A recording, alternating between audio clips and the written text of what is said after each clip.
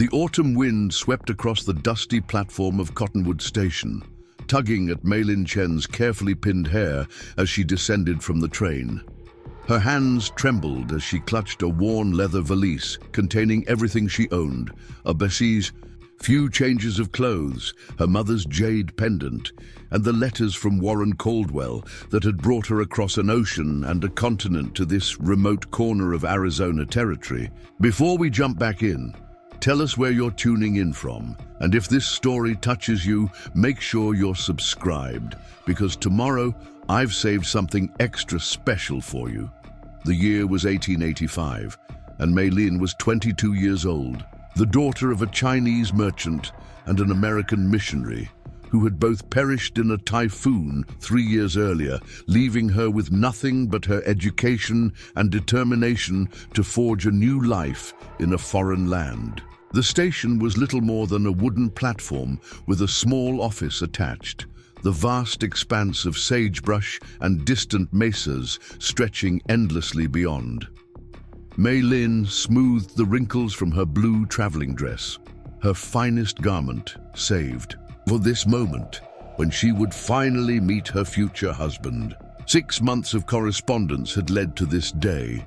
Warren's letters painting pictures of a prosperous ranch, a comfortable home, and a man eager for companionship in this frontier land. In her replies, she had been honest about her mixed heritage, her education in an American mission school, and her desire to be a good wife and partner. His response had been enthusiastic, assuring her that the West was built by people seeking fresh beginnings. Mei-Lin scanned the platform, searching for the tall, broad-shouldered man with kind eyes that Warren had described himself to be. The few passengers who had disembarked with her quickly dispersed, greeted by waiting family members or business associates. Only she remained, the afternoon sun beating down mercilessly on her unaccustomed skin.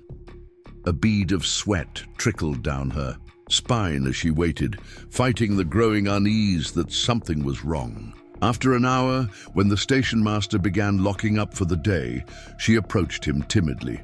"Excuse me, sir. I am to meet Mr. Warren Caldwell. Do you perhaps know if he has been delayed?" The station master, a weathered man with tobacco-stained whiskers, looked her up and down with undisguised curiosity. "Caldwell? From over at Copper Creek Ranch?" When she nodded, he scratched his chin thoughtfully. "Ain't seen him today, miss. Town's just up the road, though. Hotel's called the Silver Spur. Might want to wait there if you're expecting him." With no other option, Mei-Lin gathered her courage and her valise and headed toward the cluster of buildings that comprised Cottonwood Springs. The town consisted of one main street, lined with false-fronted businesses, a general store, a saloon, a small bank, and the 2-story Silver Spur Hotel at the far end. Her arrival did not go unnoticed. Conversations halted as she passed, curious, eyes following her progress, some filled with surprise, others with undisguised hostility. At the hotel, the proprietress, a stern-faced woman named Mrs. Abernathy, reluctantly provided a room after Mei-Lin explained her situation.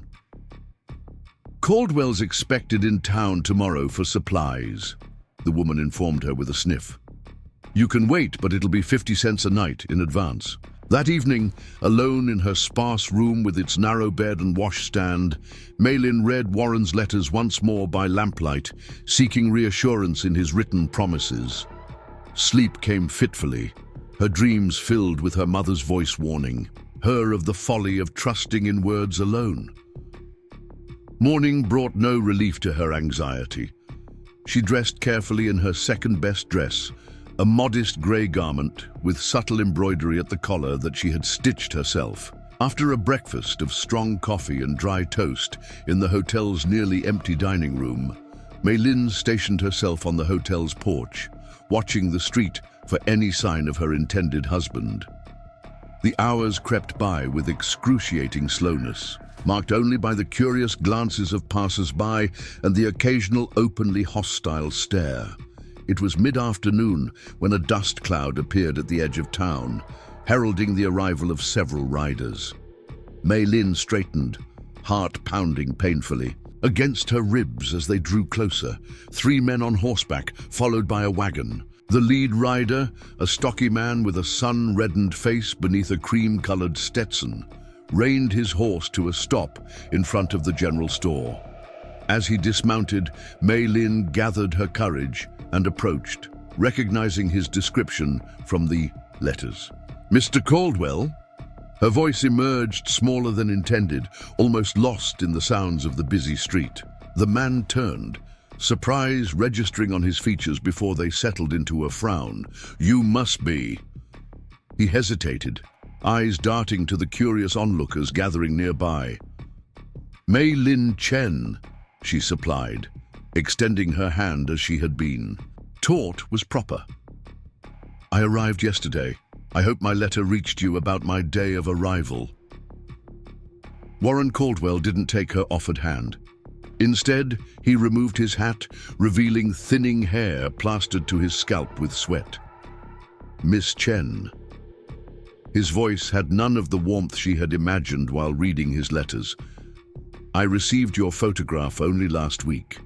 You didn't mention in your letters that you were." He gestured vaguely at her face, her entire being. Confusion and the first stirrings of dread pooled in Mei-Lin's stomach. "I wrote that my father was Chinese, my mother American. I was very clear about my heritage." "Chinese." The word fell from his lips like something distasteful. "I thought perhaps a distant relation, not..." Again that all-encompassing gesture. By now, a small crowd had gathered, murmuring among themselves. Mei-Lin felt blood rush to her face, her carefully nurtured hopes crumbling around her. "You wrote that you wanted a educated Christian wife. I am both those things, Mr. Caldwell." Warren's expression hardened as one of his companions called out, "Didn't know you were importing a China doll, Warren." Laughter rippled through the onlookers. "This ain't what I agreed to," Warren said, his voice louder now, meant for his audience as much as for her. "I need a proper wife, not some foreign." He didn't finish the sentence, but the rejection was abundantly clear in his posture, his expression, the way he couldn't quite meet her eyes. Mei-Lin stood frozen, humiliation washing over her in waves. All her careful planning, the last of her inheritance spent on passage, the gentle encouragement of the mission teachers who had helped arrange the correspondence, all of it collapsed in this public rejection. "I see," she managed, her voice surprisingly steady, despite the trembling of her hands. "I misunderstood the nature of your interest." "Look, I'll pay for your ticket back to San Francisco," Warren offered, clearly eager to be rid of the problem. She represented, "You can find passage back to wherever from there." "That is most generous," Mei-Lin replied with as much dignity as she could muster. "But I have no home to return to, Mr. Caldwell. I explained this in my letters as well." Discomfort flickered across Warren's face, quickly replaced by impatience. "That ain't my concern. I need a wife who can fit in here, who won't cause talk. You understand, don't you? This just won't work." The hotel proprietress had emerged onto the porch, arms crossed over her ample bosom. "I'll need payment for another night if you're staying," she called to Mei-Lin, adding to the public humiliation. Tears threatened, but Mei-Lin refused to let them fall. Not here in front of these strangers who viewed her as something less than human. "I understand perfectly, Mr. Caldwell," she said, her voice chilled by dignity. "Good day to you." She turned and walked back toward the hotel, spine straight despite the weight of stairs burning into her back. $2 for the stage to Tucson leaves tomorrow," the station master called after her, a hint of sympathy in his gruff voice. "Can connect to the Southern Pacific there." $2 she didn't have, to a place she didn't know, with no prospects and no connections. Mei-Lin nodded acknowledgement without turning, her mind racing through rapidly diminishing options as she climbed the hotel steps.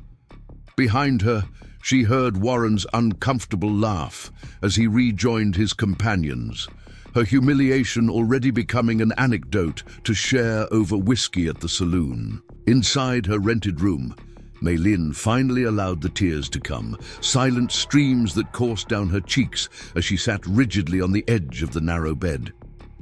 The sun's progress across the floor marked the passage of hours as she weighed her meager options.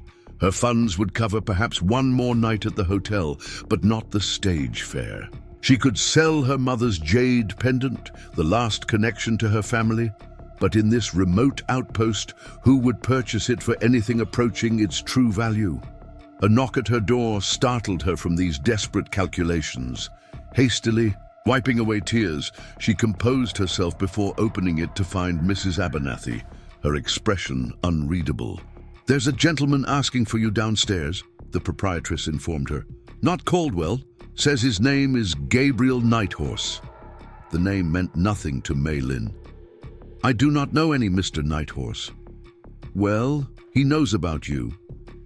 Mrs. Abernathy's eyes softened fractionally. "Might be worth hearing what he has to say, considering your situation."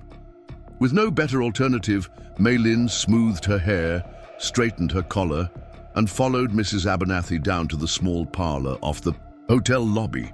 The man who rose from a worn armchair at her entrance was unlike anyone she had ever encountered. Preparing and narrating this story took us a lot of time, so if you are enjoying it, subscribe to our channel. It means a lot to us. Now back to the story. Tall and broad-shouldered, with copper skin and sharp features, his black hair hung in a neat braid down his back. His clothing was a curious blend of Western and something else. Finely tailored trousers and vest over a white shirt, but with silver and turquoise at his wrists and throat that marked him as Native American. Most striking were his eyes, a startling shade of green that suggested mixed heritage. "Miss Chen," he greeted her with a slight inclination of his head, his voice a deep rumble that carried no trace of mockery or judgment. "I apologize for the intrusion. My name is Gabriel Nighthorse." Mei-Lin returned the gesture cautiously. "How do you know my name, Mr. Nighthorse?" The corner of his mouth lifted in a slight smile. "News travels fast in small towns, especially news as interesting as Warren Caldwell being stood up by his own mail-order bride." Heat flooded Mei-Lin's cheeks. "That is not what happened." "No," he agreed, his expression sobering. "It's not. Caldwell is a fool, but that's not my concern." He gestured to the settee across from his chair. "Please, sit. I have a proposition. That might interest you." Wariness wrapped around Mei-Lin like a protective cloak as she perched on the edge of the settee. What sort of proposition? Her experiences since arriving had taught her caution, especially regarding men with propositions. Gabriel Nighthorse seemed to read her thoughts, for he maintained a respectful distance as he resumed his own seat. "I own Painted Sky Ranch, about 20 miles north of here. My housekeeper, Mrs. Gunderson, left 2 weeks ago to care for her daughter, who's expecting a child. I need someone to manage the household temporarily. Cooking, cleaning, basic accounts. The position comes with room and board plus $20 a month." Mei-Lin studied him carefully, searching for signs of deception or ulterior motives. Why would you offer such a position to a stranger, a foreign stranger at that? Something like approval flickered in his green eyes. "Because Mrs. Abernathy mentioned you were educated. Because I need someone who can read and write and keep books. Because everyone deserves a fair chance." He paused, then added with surprising gentleness, "And because I know what it's like to belong nowhere." The words struck a chord deep within her, but Mei-Lin maintained her composure. "How long would this position last?" "At least 3 months, possibly longer." He leaned forward slightly. "It would give you time to consider your next steps, save some money, make connections beyond Cottonwood Springs. And your household consists of just me." And Miguel Vega, who helps with the ranch. He has his own quarters by the stables. Gabriel Nighthorse met her questioning gaze directly. You would have the housekeeper's room with a lock on the door. I give you my word that you would be treated with respect. It was a risk, undoubtedly, but weighing it against her alternatives, selling her last heirloom for a fraction of its worth, traveling to yet another strange city with no prospects, or worse, finding herself truly destitute, the choice became clearer. I accept your offer, Mr. Nighthorse, for the 3-month term. After that, we shall see. Relief softened his features momentarily before his expression returned to its usual reserve. Good. We'll leave at first light tomorrow. He rose to go, then paused. One thing you should know, Miss Chen, I'm half Navajo. Some people around here have problems with that. If working for me will disturb you, best say so now. Mei-Lin allowed herself a small, mirthless smile. Mr. Nighthorse, I am half Chinese in a town that apparently finds my very existence offensive. I suspect we understand each other quite well on that particular matter. For the first time, Gabriel Nighthorse's stern expression broke into a genuine smile that transformed his face entirely. I believe we do, Miss Chen. I believe we do. Dawn painted the eastern sky in shades of pink and gold as Mei-Lin waited on the hotel porch, her valise at her feet. She had slept surprisingly well, the decision made bringing with it a measure of peace that had eluded her since Warren Caldwell's public rejection. Mrs. Abernathy had been almost kind when Mei-Lin settled her bill, even providing a small parcel of bread and cheese for the journey. Gabriel Nighthorse arrived precisely when promised, driving a sturdy wagon pulled by 2 well-matched bay horses. He wore the same blend of Western and traditional clothing as the previous day, with the addition of a dark duster against the morning chill. After securing her valise in the wagon bed, he helped her up to the seat with a respectful hand that released her the moment she was settled. They left Cottonwood Springs as the town was just beginning to stir, a few early risers pausing in their morning routines to watch them pass. In the clear light of morning, Gabriel Nighthorse's profile was striking, proud features and high cheekbones softened by the curves of his Western ancestry. Mei-Lin found herself wondering about his story, how a half-Navajo man came to own a ranch in this territory where neither half of his heritage would be particularly welcome. As if sensing her thoughts, he broke the comfortable silence that had settled between them. My father was a cavalry officer stationed at Fort Defiance. My mother was the daughter of a Navajo headman. They actually married, which was unusual. When my father was killed in a skirmish with Apache raiders, my mother took me back to her people. Mei-Lin listened, surprised by this voluntary sharing of personal history. Did they accept you? A shadow passed over his features. Some did. Others called me Bilagana Yaji, little white one, even though I looked more Navajo than white. When the long walk came, we were forced to Bosque Redondo with the others. She recognized the historical reference from her mission school. Education. The forced relocation. It must have been terrible. He nodded once, eyes fixed on the horizon. 4 years of hell. Disease, starvation, cruelty. My mother didn't survive the second winter there. His hands tightened on the reins momentarily before relaxing. After the treaty was signed and we returned to Navajo land, my father's brother found me. He'd been searching since learning of my father's death. He brought me east, gave me an education, tried to make me civilized. The last word carried a weight of irony. Did it work? Mei-Lin asked softly. For the first time that morning, Gabriel turned to look at her directly, that unexpected smile briefly illuminating his face. What do you think? She considered him thoughtfully. I think you learned to walk in both worlds, but belong fully to neither. Something shifted in his expression. Surprise, perhaps, or recognition. Exactly so. He returned his attention to the trail ahead. My uncle died 5 years ago, leaving me enough to buy painted sky. I chose this territory because the land speaks to my mother's blood, but I use my education to make the ranch profitable. I live between worlds, Miss Chen. As do I, she acknowledged. Too Chinese for Americans, too American for Chinese.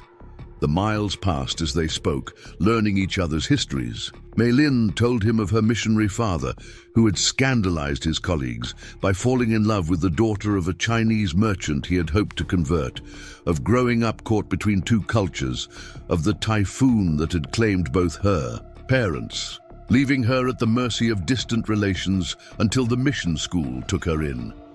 She explained how the teachers there had arranged the correspondence with Warren Caldwell, believing they were securing her future.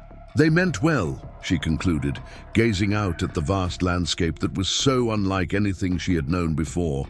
They could not have anticipated Mr. Caldwell's disappointment. Caldwell is a short-sighted fool, Gabriel said flatly, but perhaps it was for the best. He would have made you miserable. By midday, the terrain had changed dramatically, transitioning from flat scrubland to rolling hills studded with pinyon and juniper. A creek, surprisingly full for the season, meandered through the valley below them as Gabriel guided the wagon along a well-maintained trail that switchbacked up the hillside. At the crest, he drew the horses to a halt, allowing Mei-Lin her first glimpse of Painted Sky Ranch. The main house was larger than she had expected, a sprawling single-story structure of adobe and stone with a broad covered porch wrapped around.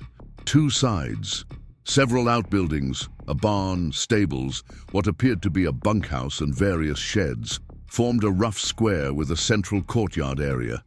Corrals extended beyond, and in the distance, cattle grazed on the hillsides. A windmill turned lazily beside a water tank, and vegetable gardens, bordered by fruit trees, stretched behind the house. It was beautiful in its functionality, a working ranch that somehow maintained an air of welcome. "It's lovely," Mei-Lin said honestly, taking in the unexpected oasis. "It's home," Gabriel replied simply, but she caught the note of pride in his voice as he flicked the reins to start the horses moving again. As they approached, a figure emerged from the barn, a compact, middle-aged man with a weathered face and a magnificent mustache who raised a hand in greeting. Gabriel returned the gesture before bringing the wagon to a stop before the house.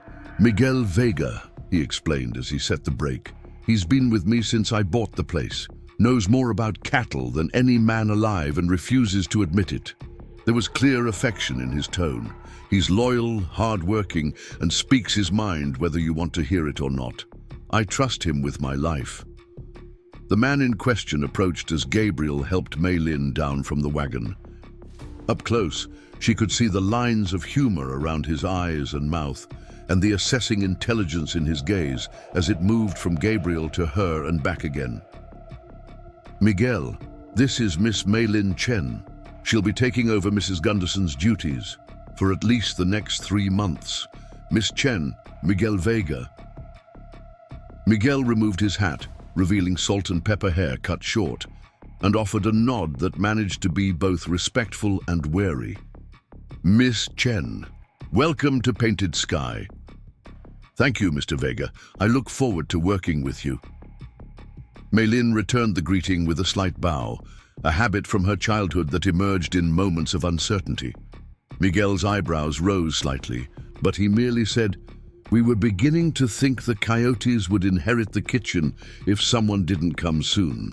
Neither of us can cook worth a damn, begging your pardon for the language."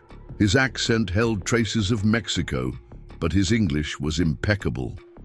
"I am a fair cook," Mei-Lin replied, silently thanking the mission teachers who had insisted on domestic skills alongside academic subjects.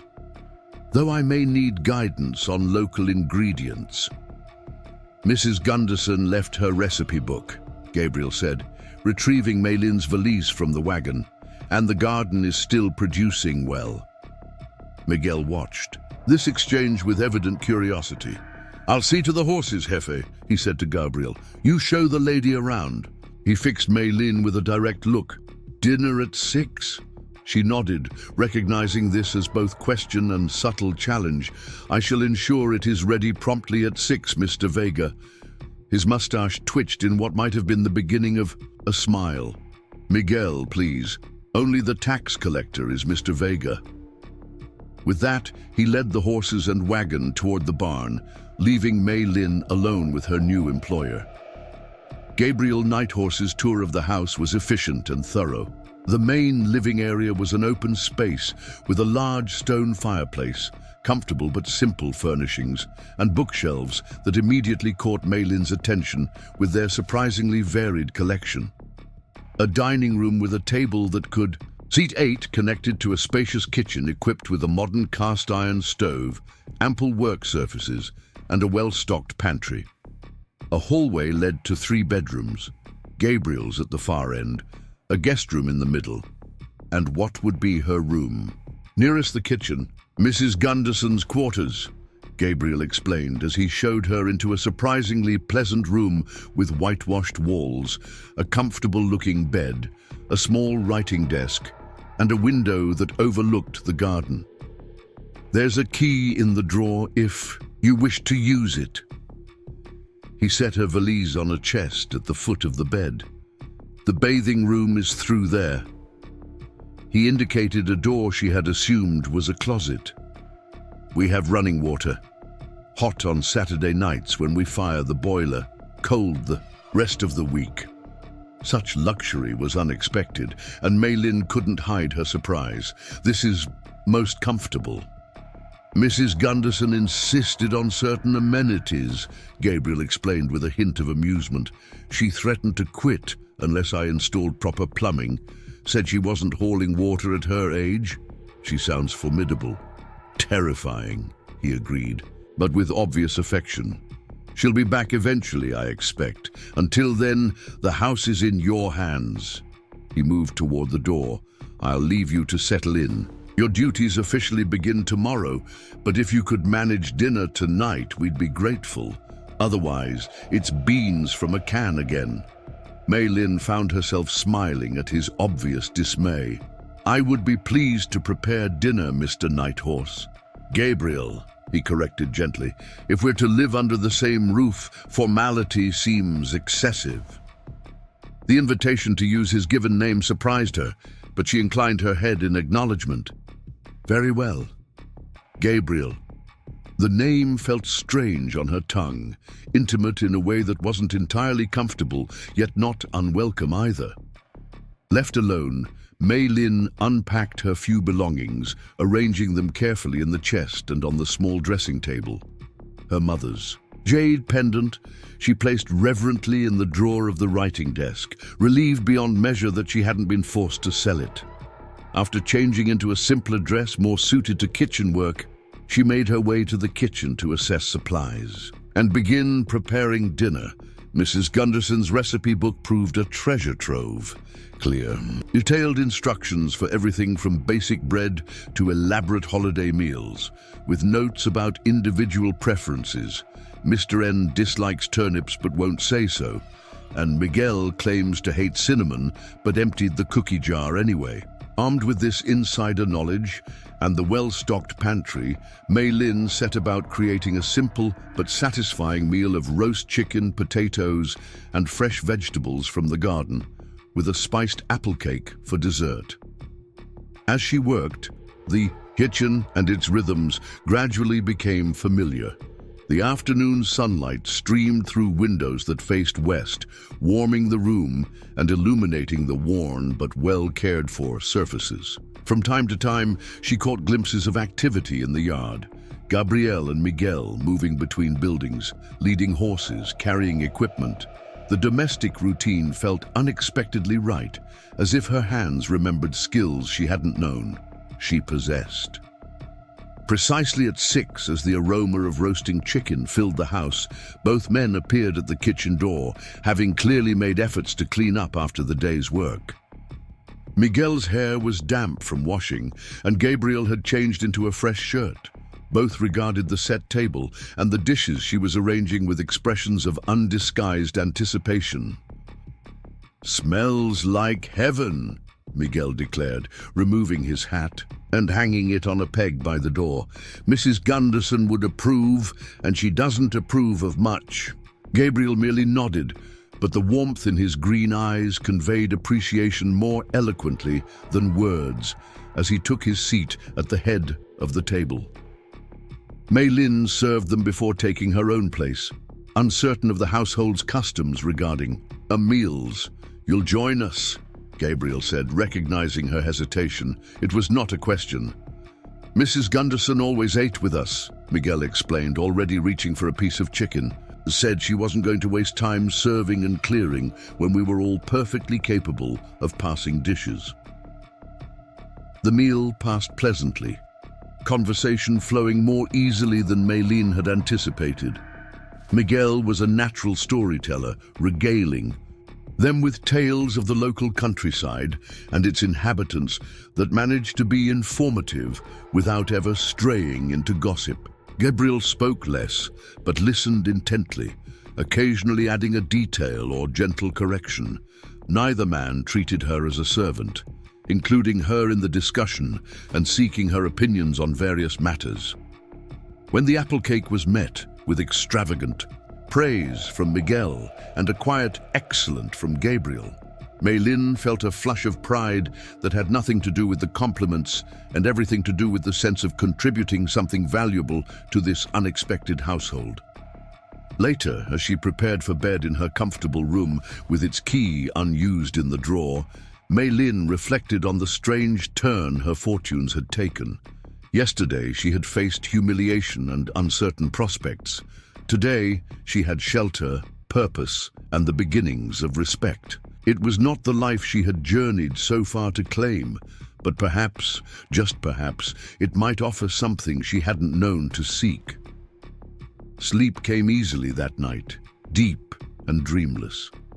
The sound of movement in the kitchen woke her just before dawn, and she hastily dressed, mortified at the thought of being outpaced by her employer on her first official day. She found Gabriel already stoking the cook stove, a pot of coffee beginning to percolate on its surface. "I apologize," she said from the doorway. "I didn't realize the household rose so early."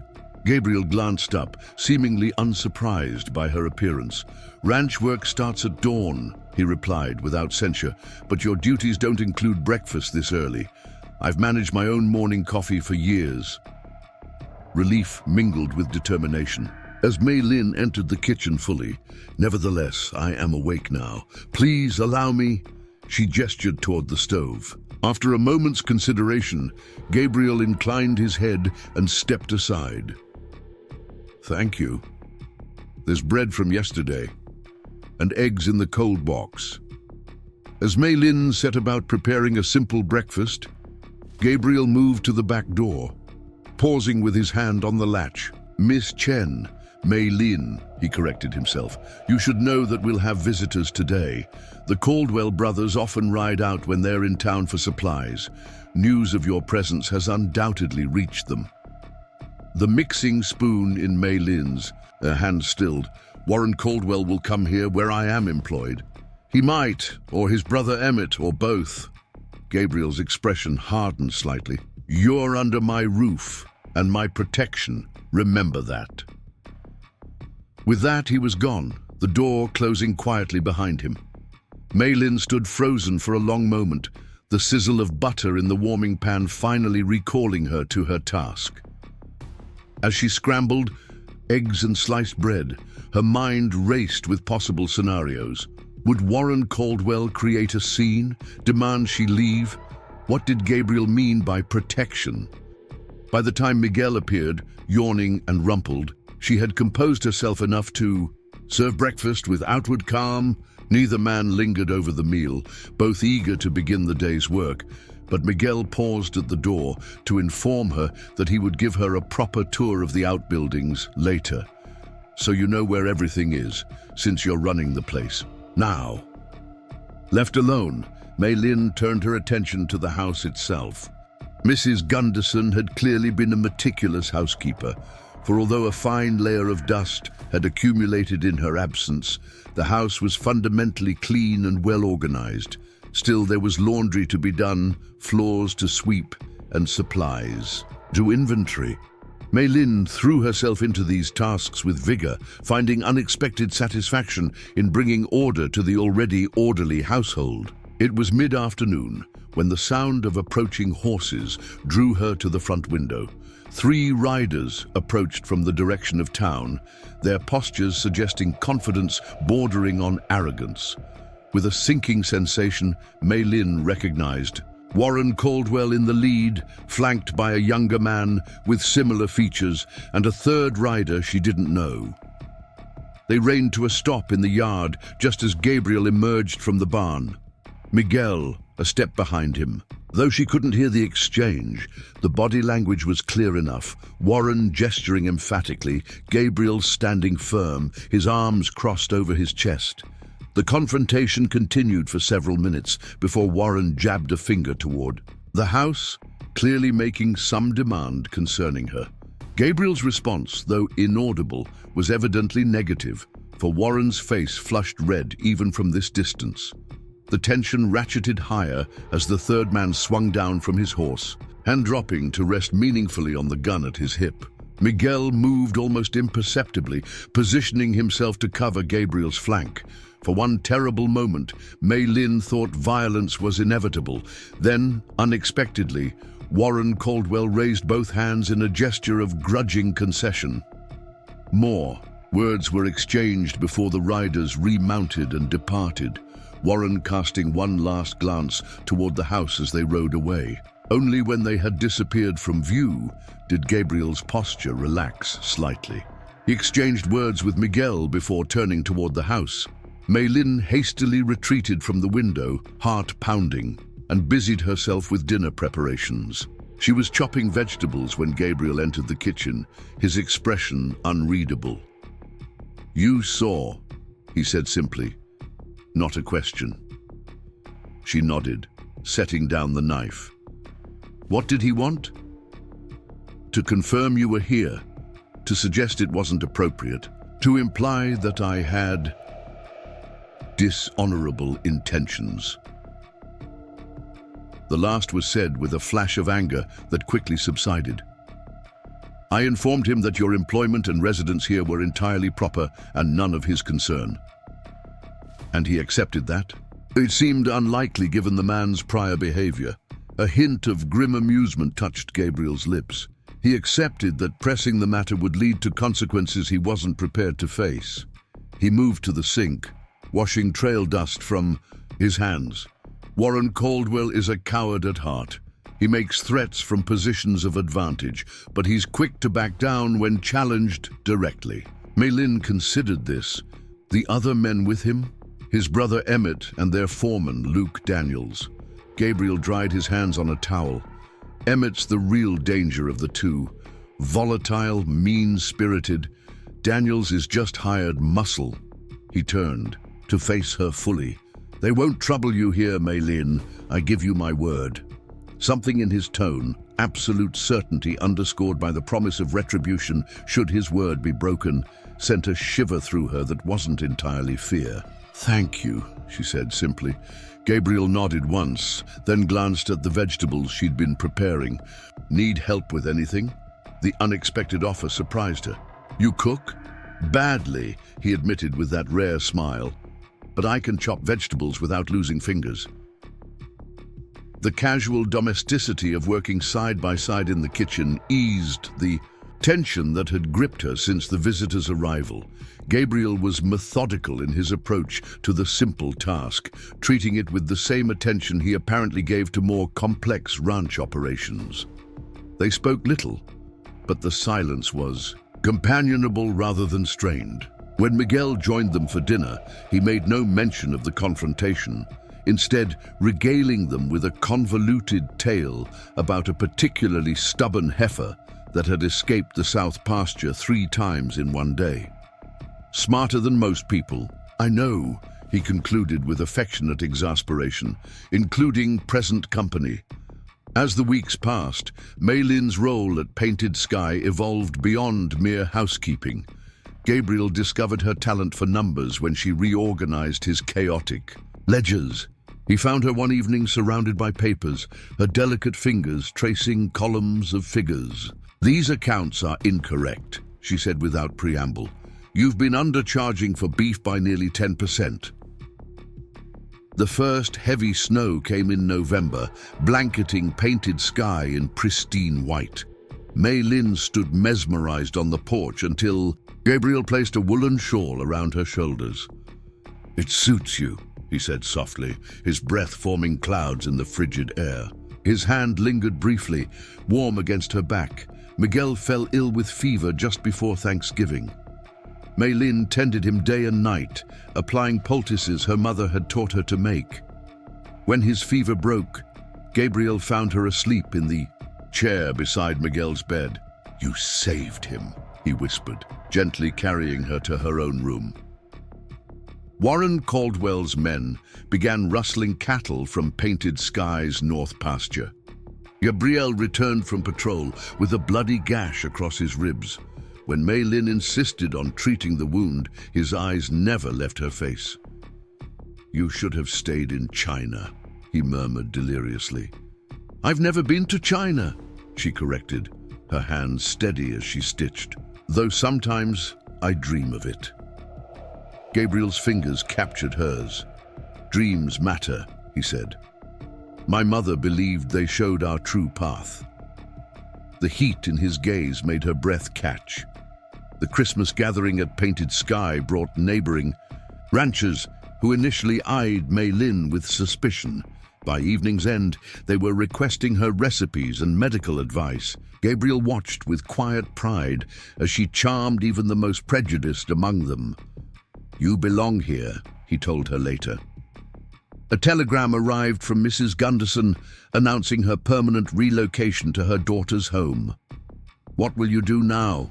Miguel asked Mei-Lin over breakfast. The 3-month agreement had ended weeks ago. Gabriel remained conspicuously silent, his knuckles white around his coffee cup.